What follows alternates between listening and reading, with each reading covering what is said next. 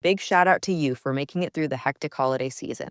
This new year, get clean, quality, pregnancy nutrient support off your to-do list, including Ritual's best-selling Essential Prenatal Multivitamin, designed with 12 traceable key ingredients to support a healthy pregnancy. With big changes coming up, take the small steps now and start today with 30% off a 3-month supply at ritual.com/podcast. These statements have not been evaluated by the Food and Drug Administration. This product is not intended to diagnose, treat, cure, or prevent any disease. At Ritual, we know what goes into the holiday season. The potluck planning, the gift giving, the spreadsheets. So this new year, take a moment for yourself with science-backed support that puts you first. So whether you're focusing on supporting foundational health with a clean vegan multivitamin or supporting your gut health with Symbiotic Plus, do it with 30% off your first month at ritual.com/podcast. These statements have not been evaluated by the Food and Drug Administration. This product is not intended to diagnose, treat, cure, or prevent any disease. You're good. All right. We are rolling. Technically, No, it's rolling. It's our second of the new year. Yeah. No, it's not.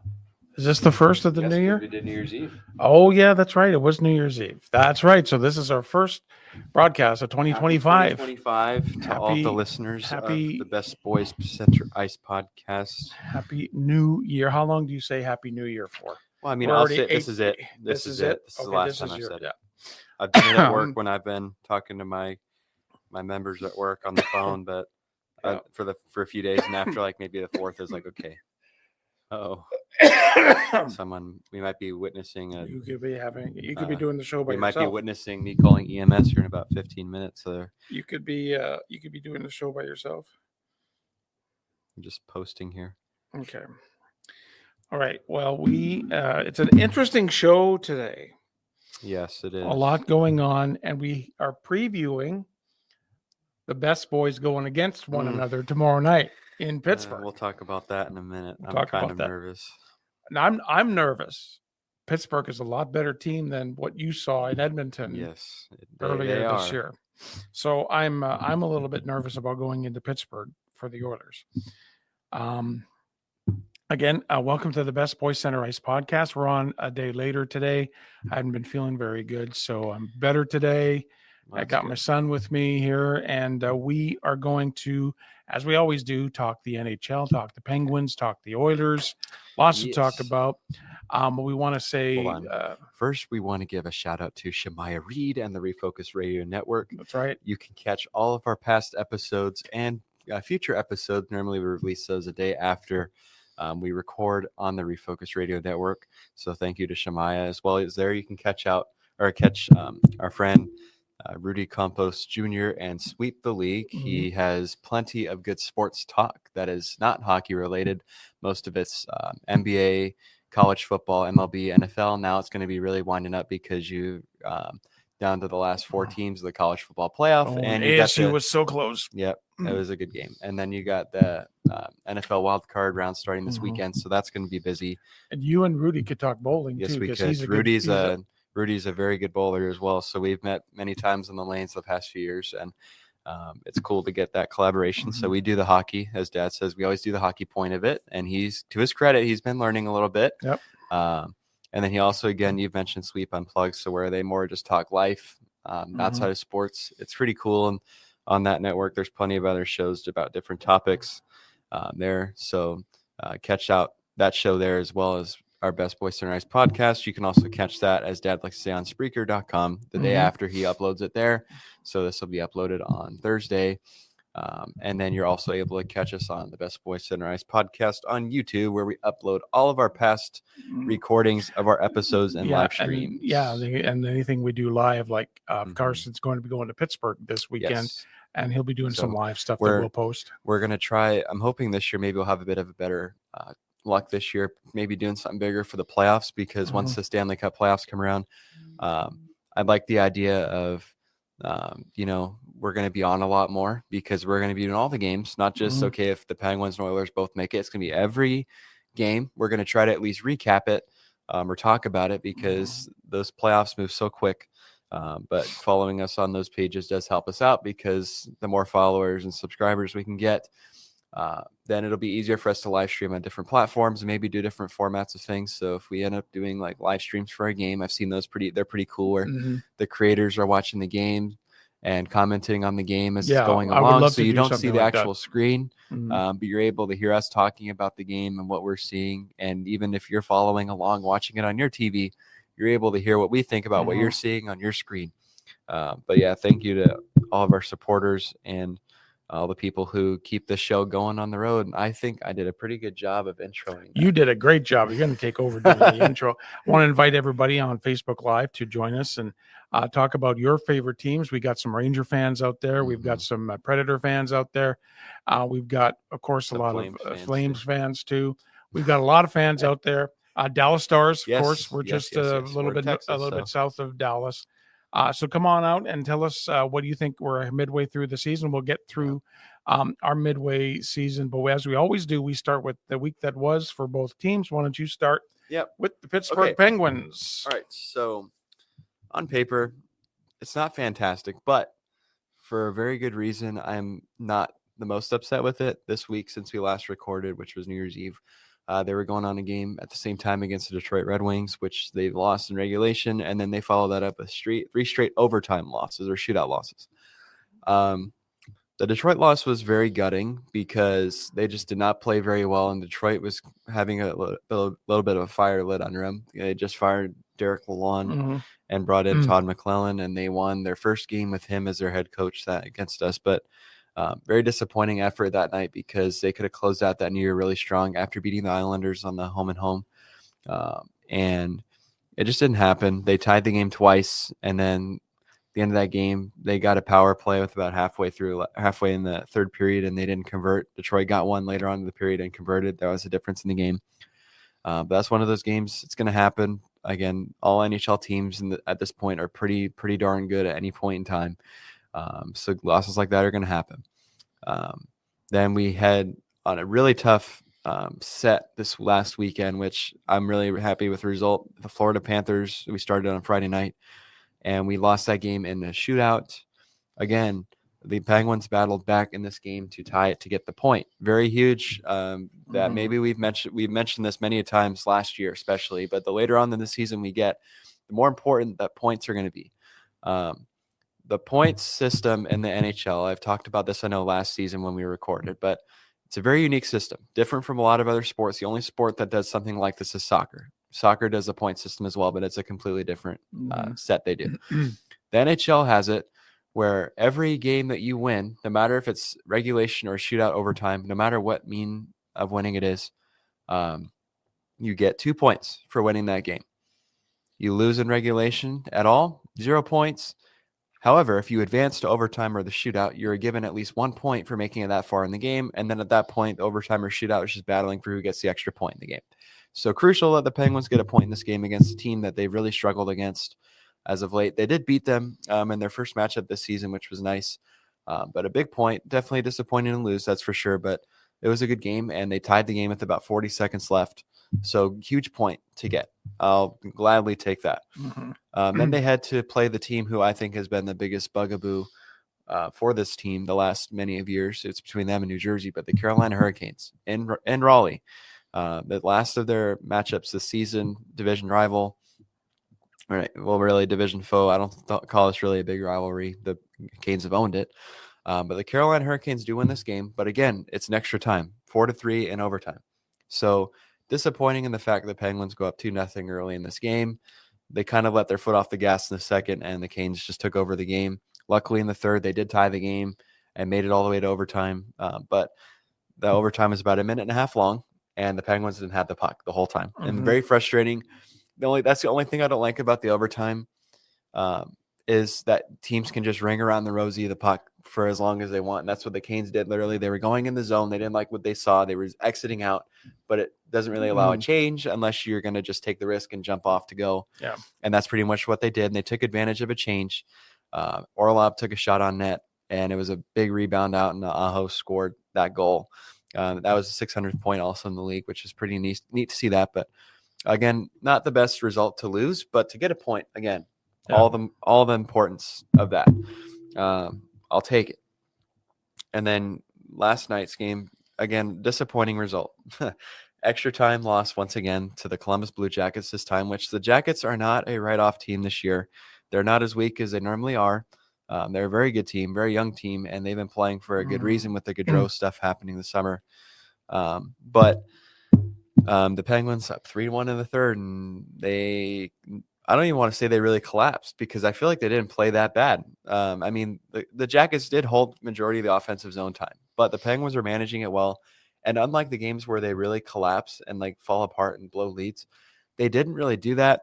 The Jackets got a really lucky bounce on the second goal they scored. It was a play behind the net, and it was a pass that was passed up beside the crease, and it went off of like 3 different people and right to the goal mouth, and literally the guy's stick was right there and slammed it. Goal. Okay. Then about 3 minutes left in the game, the Penguins take a penalty, a slashing penalty, which wasn't a penalty. I mean, it wasn't. They called a slash, and he didn't barely tap the stick, and they called it. Ticky-tack. Very ticky-tacky. Like, I don't even think that's called in the preseason. That's how bad of a penalty it was. But, again, the Jackets score on the power play to tie the game. You go to OT. The Penguins control the overtime. They don't score. And then they go to shootouts where they're just miserable. They're not very good in the shootout, and the Jackets win. So disappointing. Yes, you like the 2 points, but I will say, At Ritual, we know what goes into a magical holiday season. The potluck planning, the gift giving, the spreadsheets. This new year, take a moment for yourself with simple daily rituals that help you put your foundational health at the top of your to-do list. Rituals Essential for Women 18 Plus multivitamin is a clinically backed multivitamin featuring 9 high-quality key essential ingredients to help you fill key nutrient gaps in your diet.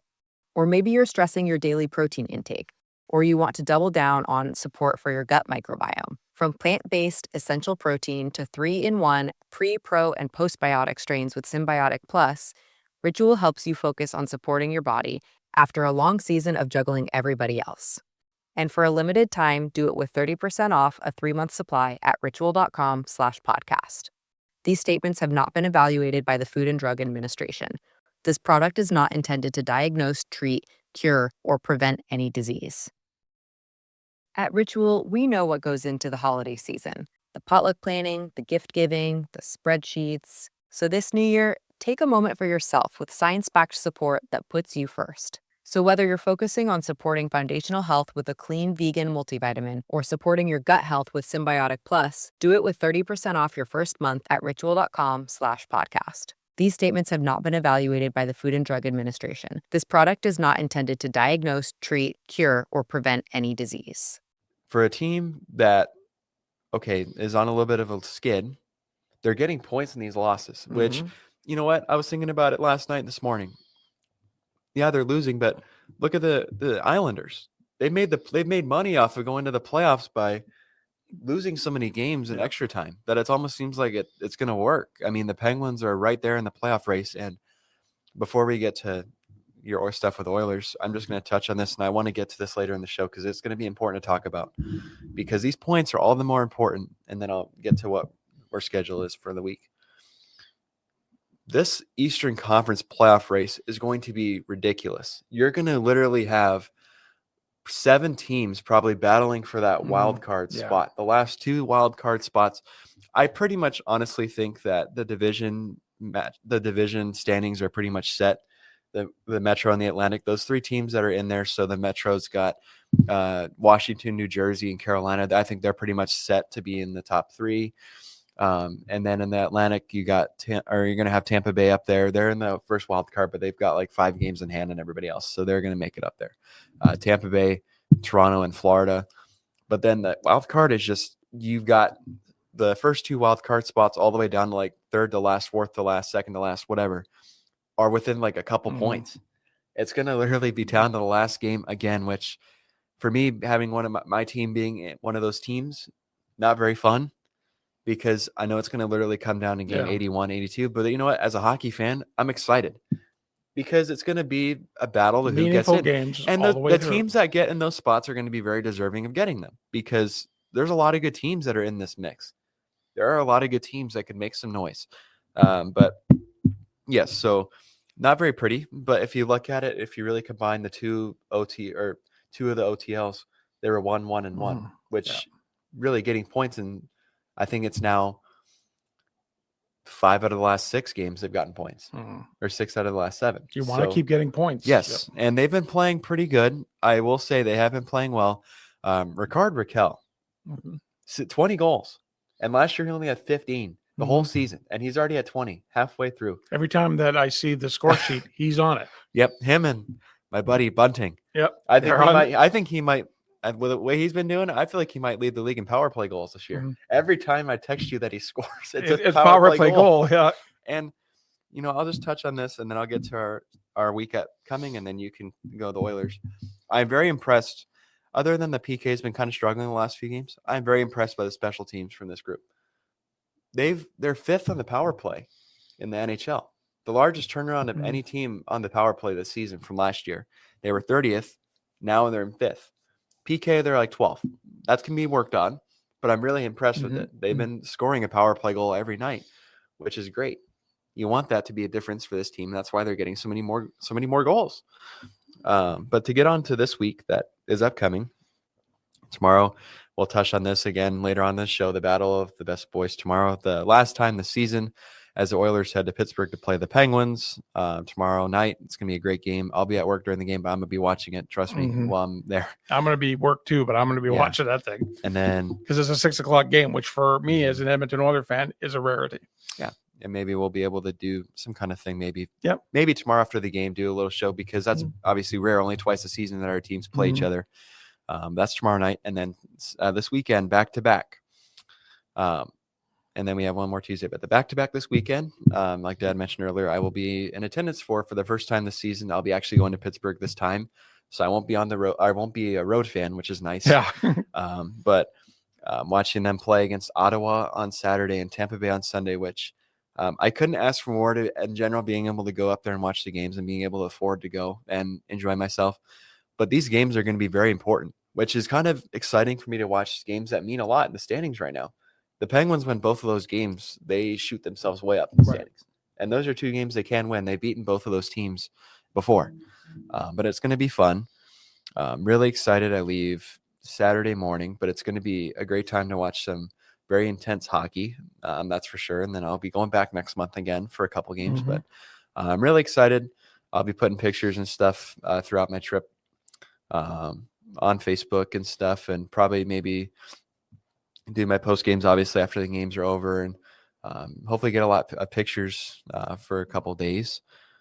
And then I'll come back home Monday morning, and then the Penguins wrap up this week playing against Seattle on Tuesday. So, I mean, the hardest game obviously is going to be against you guys. Y'all been playing really well, but if they keep playing the way they have a chance in all these games to win. And if they can collect 5 to 6 points in the stretch, I think that's huge. There's a lot of teams that are sliding.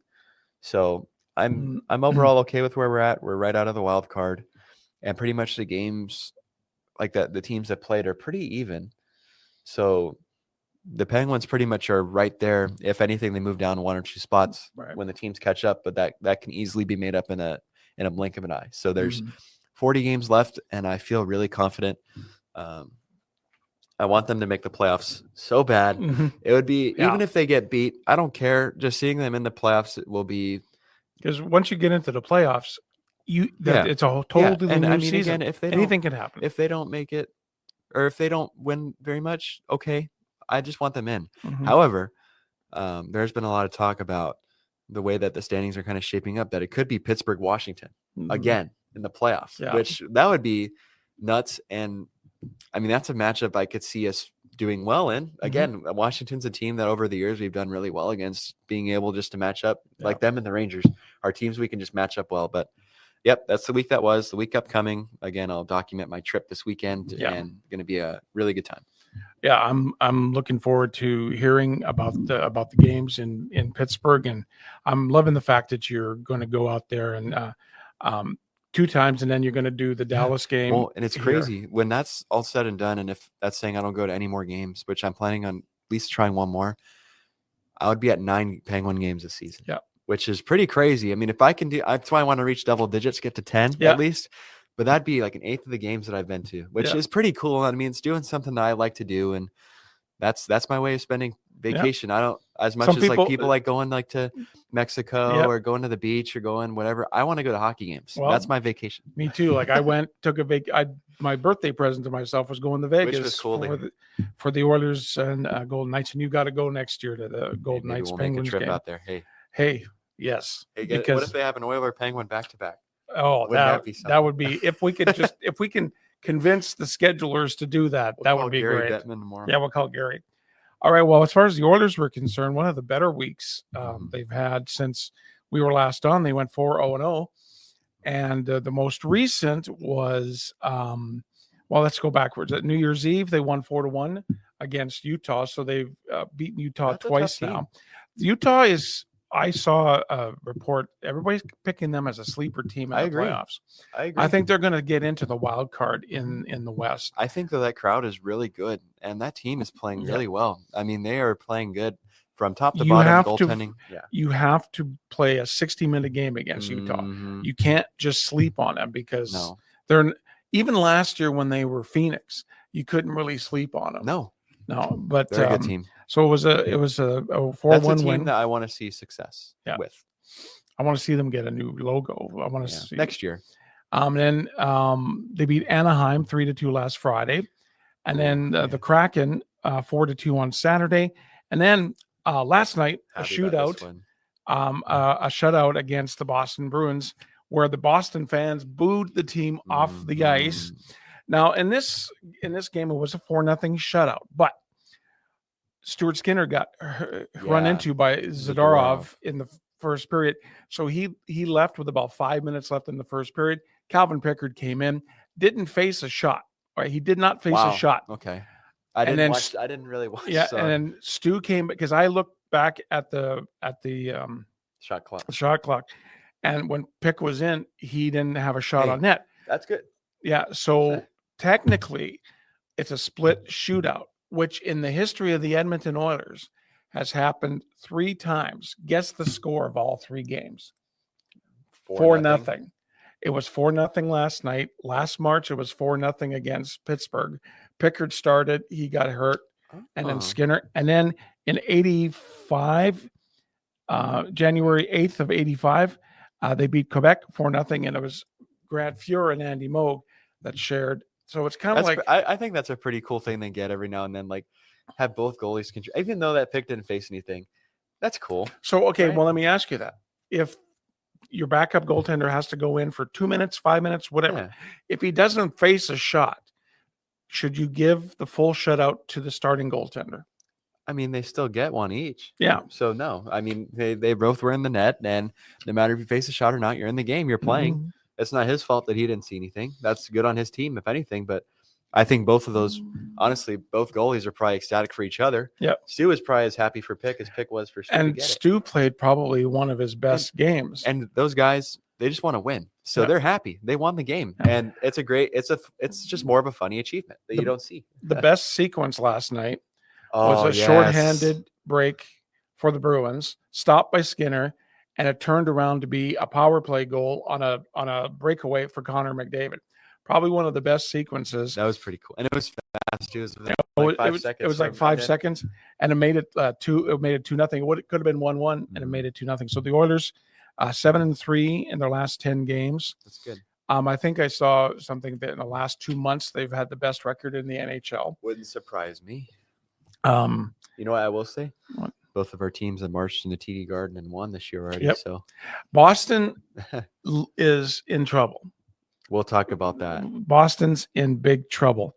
Leon Draisaitl's point streak ends at 14, and everybody was giving Arvidsson a hard time last night. Arvidsson got the empty net goal, and Draisaitl was there, but Arvidsson thinking, well, if I pass it to Draisaitl, he there was a guy there, he may not have gotten it. So I just want to put the puck in the net. You want to win the game. I don't think Dry doesn't give a car. He can start another one. Yeah, Dry doesn't care. He's like, you'd rather win the game than give up the puck where it gives Boston a chance to come back, because that's a team that any team in the NHL can. But yeah, y'all are looking really good. All 4 lines are rolling. Goaltender's looking good. I like the move that they made and of moving Zach Hyman down to the third line with Uncle Rico and Janmark. Yeah. That to me, you take in Zach Hyman, who's been on the top line forever. Is that a move down? Well, I don't know, because now that third line is starting to produce. Is Connor Brown on line one? Right? Connor Brown is on line one. Okay. So you've got 3 lines that can produce, and then you got your fourth line that can muck it around, and they can produce too. Yeah. So I like this. And then you got the second line is the best line, the Draisaitl line. So again, tomorrow is the battle of the best boys, Oilers in Pittsburgh. And I said to you earlier, I'm more afraid of the Pittsburgh Penguins today than I was when you were in Edmonton, because they were really they were not hurting. But this is a team that they can score on you, and they've got some momentum, even though they haven't won a lot. They've gotten points. So it's going to be a much different game than it was when you saw them in Edmonton. This would, what? I think it would be such a momentum boost for the Penguins if they could somehow win that game, because you're playing such a good team, a team that we have not beaten in years. And to get that done before you play really 3 games in 4 days, that'd be such a huge momentum boost, especially when they're playing at home. But it's going to come down to the start, because that's what's really killed the Penguins is the start of these games. A stat I'm not really proud of, and it's not like a absolute like a exact down to the science stat, but Tristan Jarry, if he's starting tomorrow, has let in so many goals early in the game, like first shot of the game. And it's like, you don't, against a team like the Oilers especially, you do not want to do that, because you're down, you're in a hole. And shutting out a lot of teams and holding teams to little goals. But I think the one big difference I really could see tomorrow being, because again, from 3 months ago to now, the power play for the Penguins has been really good. And I feel like that could be maybe an Achilles heel for y'all if y'all take a lot of penalties tomorrow, because the PK for you guys is a bit lower. It's still not terrible, but it's lower in the record for sure. And I really think that the Penguins could be. The one thing we really have to watch out for tomorrow to see what this looks like is Malkin's been hurt. He was supposed to play last night, and he got scratched last minute due to an upper body injury. He did skate this morning, was a participant in practice, and he had full contact, but it's not for sure if he'll be able to play tomorrow. We're also down Tomasino right now. He got I don't know if you saw the hit, a nasty collision in the boards. It was not a dirty play, but a nasty, just fall into the boards that really got his knee jammed up in the Florida game. And he's been out for a couple of games. He's again been skating, which is good news that he's skating. That means he should be back soon. It would be a huge boost if we could get Malkin back. But if not, I've liked the way this team has played, scoring up and down the lineup. But it's going to be a very interesting matchup. I'm just hoping at the end of the day for a good game. These last few games we played against you guys have been not good. Blowouts, shutouts. I want to see, number one, a lot of goals would be cool. At Ritual, we know what goes into a magical holiday season. The potluck planning, the gift giving, the spreadsheets. This new year, take a moment for yourself with simple, daily rituals that help you put your foundational health at the top of your to-do list. Rituals Essential for Women 18 Plus Multivitamin is a clinically backed multivitamin featuring 9 high-quality key essential ingredients to help you fill key nutrient gaps in your diet. Or maybe you're stressing your daily protein intake, or you want to double down on support for your gut microbiome. From plant-based essential protein to 3-in-1 pre, pro, and postbiotic strains with Symbiotic Plus, Ritual helps you focus on supporting your body after a long season of juggling everybody else. And for a limited time, do it with 30% off a 3-month supply at ritual.com/podcast. These statements have not been evaluated by the Food and Drug Administration. This product is not intended to diagnose, treat, cure, or prevent any disease. But even just a close game, if we could each get a point in that game, I'd be really happy with that too.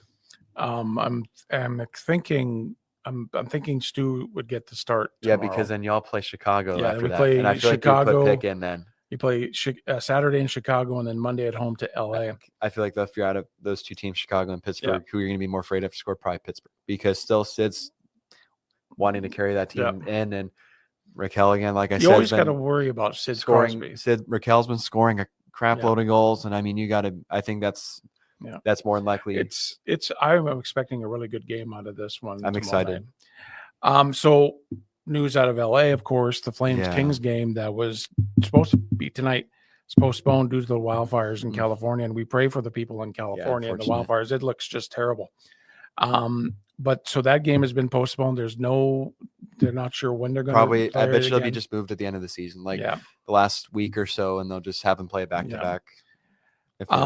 It was announced today that there's going to be two outdoor games in Florida in 2026. Yeah. The Winter Classic will be in Florida with the Panthers, and they're going to be taking on the Rangers at Lone Depot. Yeah, the home of the Marlins. Miami Marlins. So it's going to be interesting because it's quasi-covered stadium. Yeah, I wonder if it'll come down to like when it gets closer to the game, if it's not going to be cold enough, they might have to have it in an indoor Winter Classic. Yeah. Which, I mean, again, would be just a different atmosphere in general because it's a baseball field. But I think it does take away from the game if it's not outdoors. We have seen it done in Dallas, so you never know what it could happen. But going to be very unique. But they're more than deserving of it. They've been a great team for a while, and they won the Stanley Cup. So, and I think in general, it's a pretty good game. I mean, the Rangers again right now are not looking good, but that's a good game. I like that matchup a lot better than like the St. Louis Chicago game this year. Yeah, that's going to be a good game. Yeah. That's going to be one I want to watch. But I would have liked to see Tampa and Florida. And I wonder why they did, because they had Tampa doing a stadium series against Boston on February 1st of 2026. I think it would have been cool to give Utah one. This early? Yeah. I mean, that's perfect. That's a franchise that is brand new. Those fans are really passionate. Utah's a great place for hockey. Yeah, and you got a big stadium with the University of Utah. You that'd be play great. Right there. Maybe the year after they'll consider. Yeah. I got to talk about this. You mentioned earlier, a couple teams struggling. Number one is Boston. Rutrow. Oh, it's big time. Okay. So Boston just earlier this year fired Jim Montgomery as their head coach. They brought in Joe Sacco. They're currently third in the Atlantic, but that's not going to last because, again, Tampa Bay's got 5 games in hand and they're only a point or two behind. That's not going to last very long. No. Boston is in trouble. And I'm going to pull up my standing sheet because I didn't print it this time. Whoops. By accident. But I'm going to bring this in to talk about as well with the Eastern race, how close it's going to be. Mm-hmm. Boston's at 43 games played, and they got 45 points. Tampa's at 38 games of 44 points. So they just got to either make it to OT or win a game, and that's it. And they play Boston tomorrow night. So that's going to be a big game. Boston. Is it in Boston? No. Oh, it's in Tampa. That's going to be tough. Mm-hmm. Tampa just beating Carolina last night, too. Yeah. So if Boston... Okay, they've lost 5 straight games. They're 43 games, 45 points. To put that in perspective, if they lose tomorrow, and let's say, they lose tomorrow, the Penguins win, the Jackets win, they're out of the spot. Mm-hmm. And Ottawa's a team that's down there too, that's got a lot less games played than everybody else. So they've got a really big advantage. Yeah. But Boston's in trouble. And I think if you look at that, there's a lot of concern to be coming out of there because they have more games played than everybody else, and they've already made a big change this season, and it doesn't seem to work. It's just they lost to the Islanders the other night, and then y'all came into town and beat them. This is again 5 straight losses. I want to see who they're playing their next couple games, but they got to head to Tampa tomorrow to play the Lightning, which is not going to be probably very fun or easy. And then they play Saturday against Florida. Okay, well, yeah. I mean, what do you? Yeah, you go from the frying pan to the fire. Yeah, and then after that, let's see who they got on Tuesday. Tampa again in Boston. So they could lose their next 3. Yeah, and I mean, again, the race is so close that you can't afford to lose many games. You wonder what's going to be changing there, if they're going to try anything out because that's a team again that's capable of doing well. But they're on and they're fine. I mean, that's why again I bring up earlier the Penguins getting points and losses is big because they're getting points while the Bruins are losing and for the most part aren't getting any. Well, it sure shows that Allmark going to Ottawa was a huge. Yeah, and I mean I don't put it on Swayman either because he's still a really good goalie. Mm-hmm. But I feel like though they have. I mean, in my opinion, Have you been watching the Bruins? Really, not particularly, but I feel like they haven't been scoring very much either. So Swayman's letting in 2 or 3 or 4 a night, but you got to help him out a little bit. And this was the team that 2 years ago they had the best overall record ever. They definitely made a big mistake letting Ullmark go, and well, actually, no, I'm not going to, but for Ottawa's sake, because Ullmark's a great goalie. He's unfortunately hurt for this weekend. Thank God Ullmark's hurt because I don't have to see him stone us like he did earlier. Yeah. But that was a great goalie they let go. And for what reason? I don't know. That was a dumb decision. Because they had the best tandem that I could remember in a while. Probably one of the best ever. A long time. And then they get Korpisalo as their backup, which not dissing on him. But he's not no, Ullmark. And not. Ullmark's proved valuable. Korpisalo is okay, but he's Ullmark's proved valuable for the Sens. I mean, he's been he's been carrying him to winning. Korpisalo wasn't the guy he was in LA. Then I feel like he wasn't great in LA either. But and I mean, you look at the other side of the spectrum. Detroit's won 5 straight games now. Montreal is coming up. Again, Columbus, I talked about them. This race is going to be close. Montreal were like dead in the water, and now they're all of a sudden they're in it. I really think, though, I just feel like a couple teams like that are just a step away. Like Montreal, Columbus is another one I feel like is just a step away from getting in. They'll be close, but I could see them later on in the season going on a little bit of a skid that kind of carries them out. But those are teams that, again, in a few years they don't have the experience of being in the playoffs. And those are teams in a few years that are going to be one of the best. Ovi's 23 away from Gretzky's record, 42 games to go this season. Okay, that's he's ever since he came back, I think he's got 3 goals? Yes, since he come back. I don't know. We could see history. If he just gets a couple of big games, a couple 2-goal games, or maybe a hat trick in there, that changes the complexion. I definitely think, though, anytime the Caps have a chance at empty net, they're going to keep him out there. They're going to keep him out there. Want him to get the record.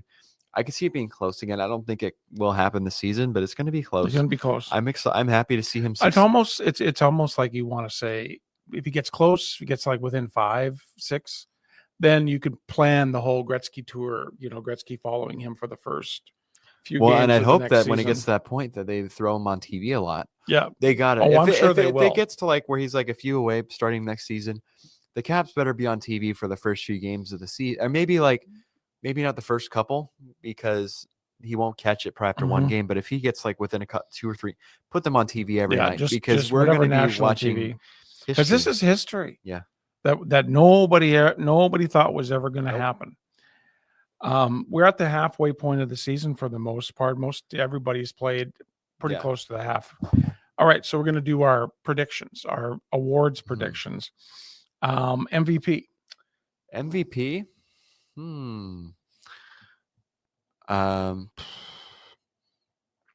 got to go Hellebuck. Overall MVP. He's been really good. I'm going with my guy, Leon Draisaitl. There's plenty of good picks in there. I really could see the final 3 being Hellebuck, McKinnon, and Draisaitl. Honestly, one thing I thought about too that'd be pretty cool. Again, it's not really possible, but it'd be cool is if they just did it this year, just to give it to Gaudreau this year, even though he's not a player. I wonder if I'm wondering if they will change one of the awards. I think that'd be pretty cool. Or if like you gave 2 MVPs, one to him, maybe the Lady like Bing, player. Maybe like the Lady, because that's definitely. Or the Selke. Yeah, but I think personally for me, I have Hellebuck. Draisaitl's not a bad pick. Neither is McKinnon. But it's going to be a good closeout there. All right, Art Ross for leading points. I feel like McKinnon or Kucherov could be there too. I think McKinnon. I think I got either Draisaitl or Rantanen. Okay. But again, I go Draisaitl because I watch him every night. Yeah, you know what he's capable of. And I know, exactly what he's capable of. The Vezina Trophy. Oh, Hellebuck. Yeah, Connor Hellebuck. You got Markstrom in the mixed Stolarz. Yes, Markstrom. I think you could, honestly, depending on how they finish, you could have all Mark there. But I think Hellebuck's the clear cut. There's no doubt. Now, this one is not clear cut. The Calder, the Rookie of the Year. It's either going to be, I think, well, you could look at 3 guys: Macklin Celebrini, Lane Hudson, Dustin Dustin Wolf. Calgary. He's been money in the Yep. net. I think, though, it's going to be okay. I could see it being Hudson because he's leading. Is he leading defenseman or rookie Yeah, he's leading rookie defenseman in points? In points. I think he's leading Montreal overall, isn't he? But at the same time, I feel like Celebrini is just such a good player. But feel like it's hard. Celebrini, I don't think is a shoe-in for Calder. No, I think it's going to be between him and Hudson. The only thing I think that could take Hudson away is I feel like defensively he's not that great. But we've seen, okay, like for the Norris, Erik Karlsson won the Norris a couple years ago, 101 points. Not the greatest defensively, but boy, could he rack up points. Yeah. But yeah, it'll be interesting to see how that goes. That's actually going to be. But you know what? I will say the Sharks have been such a fun team to watch, despite their record. They're not going to make it the playoffs, but they've been a fun team. Mm-hmm. They have been. They've been exciting to watch, and it's nice to see those fans in the arena. That there's a lot more fan support because it's back to the way it was in San Jose. One thing too, I want to mention here while we're on talking about. Gosh, it was just in my head.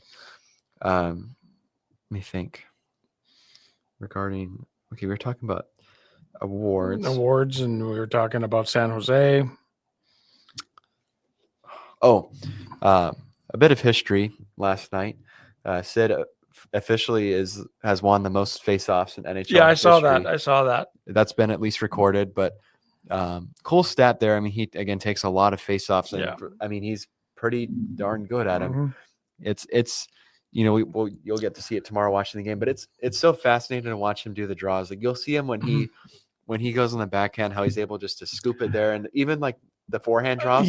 He's able just to go with such power and just drive it to the board. And for people that don't really understand the game of hockey, winning a face-off is not easy because you've got it's timing with the linesman dropping the puck or the referee dropping the puck. You've got to figure out if you're weak better on your backhand or your forehand. Then you got to make sure the other guy doesn't get the puck. And now with all these crazy rules, you've got to have your stick at a certain spot. It's not easy. It's pretty fascinating to see how just dominant he is in the dot. Yeah. Now I remember what I wanted to say. The one thing I've noticed watching the Penguins play lately that, again, you'll get to observe tomorrow, how great, in my opinion, lately that Erik Karlsson has been playing. He has been out of this world. He's made some unreal plays. You saw the post I made this morning about Raquel's goal. That pass that he made, that was Karlsson that made that pass. Yeah. He's been playing really well. They've actually been using him on the penalty kill, which I think has improved his defensive game. But offensively, it's crazy to see, even at his age that he's at, how much of a factor he is. And he's an unreal breed of defenseman. He's able to drive in by himself, and it's fascinating. It's really cool. That's why I'm nervous about this game tomorrow, because they're become, in the last 2-3 months, or 2-3 months, a solid hockey team again. They're the Pittsburgh Penguins of 5 years ago. Yeah, and I mean, they were at a worse point this year than they ever were last year. They were 7-12-4, and now they're 17-17-7, which a lot of OTLs, but that's points. Yep. And last year, I mean, this team was struggling to get OT points. Yeah. So I'm excited. I mean, it's going to be an intense game. I hope it swings my way this time, but hopefully tomorrow maybe we can do something after the game. This is the two games of the year where I don't enjoy the Oilers beating the other team. Now, before we begin to wrap up, I want to get, even though we've already talked about this so many times, before we face off tomorrow, final thoughts on tomorrow's game, Edmonton in Pittsburgh. I just think the Oilers are a good road team. They've been one of the better road teams. They've only lost 5 games on the road this year. Their 4 lines are running really well. The 6 defensemen are playing great. They're still, I think they're patching up the holes defensively. The goaltending has been solid, but you're going to walk into Pittsburgh. You're going to see a team now that has lost 3 overtime games in a row, and they can smell the playoffs. That's a dangerous team that can smell the playoffs, and they want that second point like nobody's business. Yep. McDavid's going to be McDavid. Draisaitl is going to be Draisaitl. The key is that 3rd and 4th line. If the Oilers can go in there, muck things up, have a lot of ozone time, and do a lot of forechecking, I think they've got a shot at this game. If they back off like they have against okay, and I'm not saying Pittsburgh's weak, Yeah, no, I but know what you they're, mean. but they tend to back off a little bit thinking, well, this might be an easy night. They have to play against Pittsburgh like they played against Boston last night. Mhm. Total domination. I don't think it's going to be the 4-0 game that you saw No. earlier. I don't think it's going to be the 4-0 game we saw last year. No. It's not going to be a blowout. There could be a lot of goals, and you're right. The power play, the penalty kill, special teams could be a key in this game. For me, I'll say this. There's been a couple changes to the team that weren't there when I went in Edmonton. So a couple things you'll have to watch for when you're watching the game from our side. The bottom six has been just really good at grinding out the game. Mm-hmm. One guy you'll really want to watch out for is Blake Lizotte, number 46. You're going to see how aggressive he is on the forecheck. He is like an Energizer bunny. The puck's in the corner here, and by the time he gets to the other corner, he's beating the guy to the puck. So it's going to be interesting. Puljujärvi should be in the lineup tomorrow. He went back in last night. He played phenomenal. I saw that he got picked up again. If there's one man that the whole NHL can rely on to step up or fear, it is number 87. 87. That's going to be such a great matchup. I'm hoping for a great game. I'm interested to see how the power play does tomorrow. If y'all take penalties, last time actually, I don't think y'all took a penalty when I was in Edmonton. I really don't think y'all took a penalty. The Oilers are pretty disciplined about penalties. Sometimes they get a little crazy. I don't think y'all took a penalty, so that'll be interesting to see the power play against y'all for the first time. Special teams will be key in this game. How the top lines match up against each other. I think, though, the real key to this game that you mentioned is the bottom six. Which bottom six is going to be better? Yeah. So you've got a bottom six, both bottom sixes really that have been contributing to the goal scoring. Yep. The one guy, too, that y'all are going to have to watch out for is Michael Bunting. Mm-hmm. How is he going to create havoc in the net and in front and really like muck things around with the Oilers and try to get in their heads, and especially on the power play? But what are they gonna do to stop him? Because he's the guy that's not afraid to get in there and get in your face and stir things up in the corner. And I think one of the players for the Oilers that's going to that could cause some problems for Pittsburgh is Brent Kulak. Yes. Kulak has turned out to be one of the best defensemen offensively and defensively. And when he gets the puck out of his own zone, you trust him with the puck going up like in the middle of the ice. All right, to wrap things up, one last question about this game. Besides, okay, we'll take out the big guns. Actually, no, we can keep take out McDavid and Crosby, and we'll say Draisaitl and Malkin, okay? The two best from each team. Who is your player to watch tomorrow from the Edmonton Oilers? Podkolznik. Okay. I think he is on that line with Draisaitl and Arvidsson. He makes things happen. Okay. That's the guy you got to watch for. Okay. Who do we got to watch for? Mine's a tie. So I've already mentioned Blake Lizotte, so I won't say that again. Number 1, Rickard Rakell. Yep. Scoring like crazy. And when you as good as anybody, especially watching your guys, when you're on a heater, you're just on a heater. Mm-hmm. Everything he's touching is practically going in the net. Yeah. I'm expecting him to be shooting it a lot. I wouldn't be surprised tomorrow if he gets 6+ shots tomorrow because he's just confident. He's rolling. Anything he's touching is pretty much going in. Another guy that I think is going to be a factor is Brian Rust. I think he is. Oh, he's always a factor. Okay. He's one of the most underrated players, I think, in the NHL. He is such like a workhorse guy. He can fit anywhere they put him, but he's paired so well with Sid.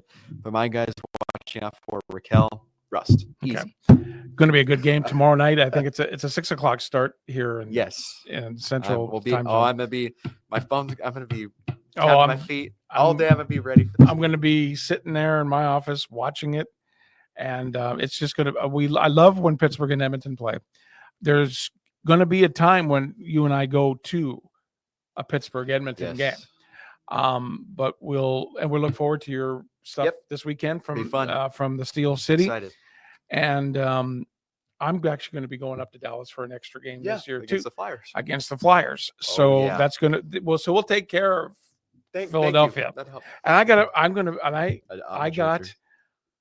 Jake Ottinger t-shirt because Otter's my guy in Dallas. So I've decided he's one of my favorite goalies. He's one of my favorite. Both agree. Yeah. I love Stu.